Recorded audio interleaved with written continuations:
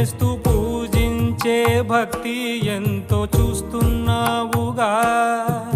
ఆకలితో చెయ్యే చాచి వస్తే తన చేతుల్లోని ఆహారం పంచే చేయి చూస్తున్నావుగా.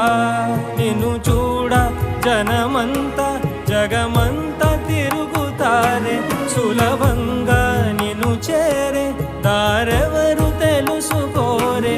అలంకారం అసలు లేని, అహంకారం అన్నది లేని, ఏ కళ్ళ కపటం కానరాని మనసుల్లో నువ్వే కలిసా నిన్నే నిన్నే మరిచా